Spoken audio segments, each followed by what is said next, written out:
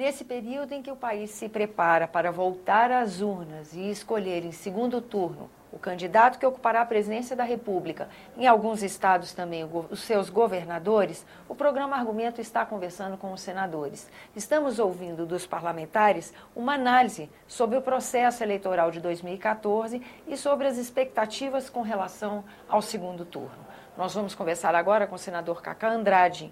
Ele conversa conosco sobre o tema e eu já abro a nossa entrevista comentando que o senador essa semana compareceu ao plenário, fez um discurso comentando a participação dos jovens nesse processo eleitoral. E por isso eu abro a nossa entrevista por aí. Obrigada pela sua presença aqui no nosso estúdio, senador. Vamos começar comentando o seu pronunciamento? Como é que o senhor está vendo esse processo eleitoral de 2014? Bom, primeiro com relação aos jovens. Os jovens de 16 a 33 anos de idade correspondem a 45 milhões do eleitorado, um terço do eleitorado. E esse jovem existem pesquisas que demonstram que eles perderam interesse pela política. E perderam interesse pela política, naturalmente, porque eu acho que nós políticos não estamos entendendo a linguagem deles, não estamos os alcançando com a linguagem que eles entendem. É um ruído de comunicação, o senhor acha? É necessário que a gente estabeleça uma chamada ponte intergeracional. Os jovens são digitais, nós ainda somos analógicos. Com certeza. Eu acho que nós é que precisamos nos transformar em digitais, entender a linguagem dos jovens, chamar os jovens, sermos atrativos para que os jovens participem da política, porque, afinal de contas, são um terço do eleitorado. Eu arrisco dizer que interatividade na representação passa a ser um tema, né? Sem dúvida. Né? É uma democracia que vai se tornar muito mais participativa do que representativa, né? Isso mesmo. E esses jovens estão fora da política. Por quê? A gente tem que identificar os porquês. Será que é só a linguagem? Né? A linguagem é fato. É fato que nós não estamos utilizando a linguagem dos jovens para que nós os atraiamos para a política. E a organização dos partidos dificulta o ingresso dessas novas lideranças? Sem dúvida. Existe uma pesquisa que quase 80% dos jovens prefeririam que não existissem partidos políticos. Claro que não poderia ser assim. Bom, em junho de 2013 isso ficou claro, né? Ficou claro. Né? Então, essa profusão de número de partidos, eu acho que cria mais confusão do que propriamente democratiza o processo. Existem muitos partidos sendo criados como legendas de aluguel. Eu acho que precisava parar com isso para que a gente tornasse a política mais atraente para o jovem. Se o jovem não participa da política, não se interessa pela política, para onde esses jovens irão? Né? A gente viu nos movimentos que tivemos no ano passado, em 2013, que mesmo não sendo ainda movimentos violentos, mas existiram bolsões de violência dentro do movimento. Então, é preciso que a gente perceba esse recado e que a gente consiga trazer esses jovens para participar da política. O TSE tem uma pesquisa que apenas 14% de pessoas nessa faixa, dos 16 aos 33 anos de idade, se candidataram esse ano. Ou seja, nós temos 33% do eleitorado está nessa faixa etária, mas apenas 14% participou, demonstrando o desinteresse dessa classe, dessa massa de jovens, formadores de opinião, cultos, né, e que estão fora, podendo estar dando uma grande contribuição ao processo político brasileiro, à política brasileira, à democracia brasileira. Com certeza. Aliás, seria a hora dessas lideranças estarem se exercitando dentro dessas instituições, né, para poder se desenvolverem como lideranças. Senador, falando do não comparecimento ou da não participação, a gente teve uma quantidade de votos, de alguma forma, ou brancos, ou nulos, ou ausências de eleitores, que chegou a quase 30% do total do eleitorado. Isso quer dizer que a sociedade está fazendo do voto um voto facultativo e não um voto obrigatório? Primeiro, eu gostaria de manifestar a minha opinião pessoal sobre essa questão do voto facultativo. Eu sou de opinião que o voto seja facultativo. Por quê? Bom, por quê? Eu acho que nada que seja forçado, eu acho que é interessante. A democracia é o exercício da liberdade. Como exercício da liberdade, se você é obrigado a votar. O que nós políticos precisamos ser atraentes. Nós devemos criar atratividade no processo, e é um senhor desafio, se com a obrigatoriedade.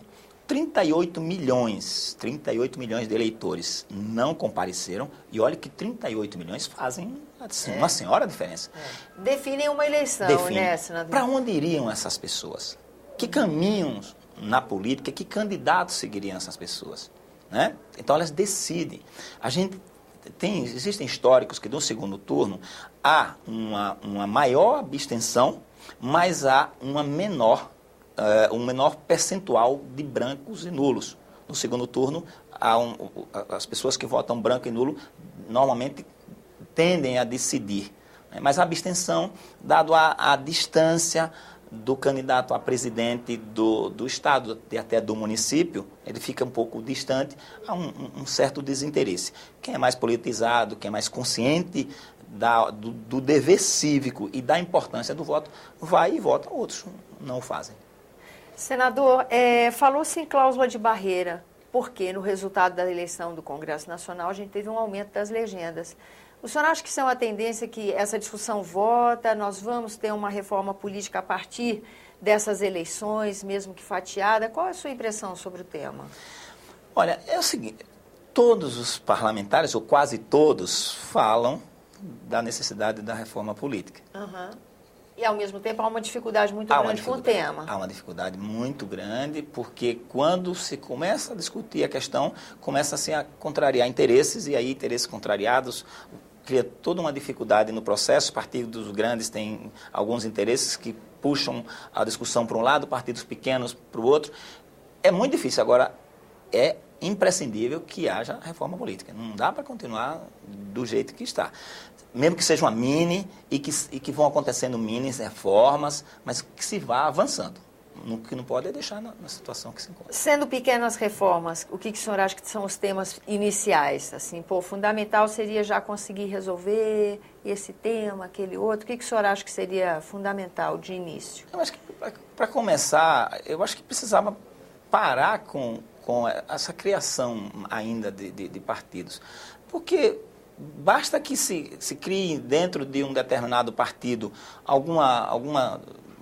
algum dissenso que se encontra uma solução, e a solução para abrigar esses é na criação de um novo partido. Então, sabe, todos os dias a gente vê, já estão falando em criar mais partidos. Então, os partidos não têm mais ideologia. E a política é um exercício de composição, né? De composição, não é verdade? É isso. Senador, pesquisas, como é que o senhor avalia a divulgação? O senhor achou que foram muitas?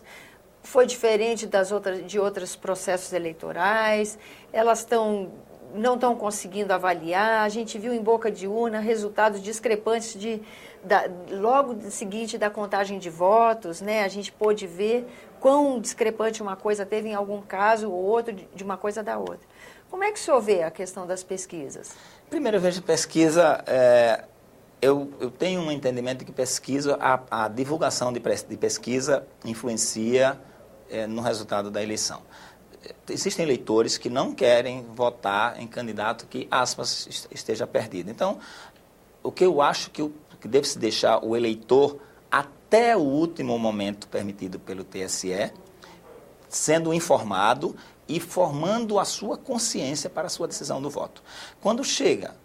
Toda semana sai uma pesquisa que dá um candidato com uma margem grande de diferença sobre o outro, automaticamente você reduz a capacidade de reação desse candidato que está atrás por conta desses eleitores, e que não são poucos, que decidem muitas vezes o seu voto, querem dar o chamado voto útil. Eu vou votar em quem ganha.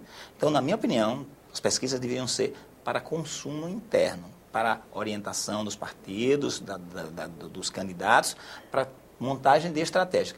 Mas a decisão do eleitor, na minha opinião, deveria se embasar nos debates, nos comícios, que estão cada vez mais diminuindo. O eleitor não está querendo mais saber de comício, naquilo que é colocado nas redes sociais, nas discussões das redes sociais, nas trocas de informações que tem hoje nas redes sociais. Então, o eleitor, eu acho que tem que ter a liberdade até o último dia para fazer a sua escolha consciente. E esse ano, Os institutos de pesquisa erraram bastante. Até de boca de urna, que salvava alguns institutos de pesquisa. Erravam antecipadamente, mas quando chegava na boca de urna, acertavam e aí salvavam a reputação do Instituto. Dessa vez, né? Aconteceu com a Bahia 2 vezes, a Bahia foi 2 vezes. O Jacques Wagner deu uma entrevista recentemente aí, falando disso, e até a nível nacional mesmo, os institutos erraram nas avaliações que fizeram. Então, eu sou de opinião que... e também outra coisa, que surge demais é com o partido. Institutos de pesquisa surgem para tudo que é lado.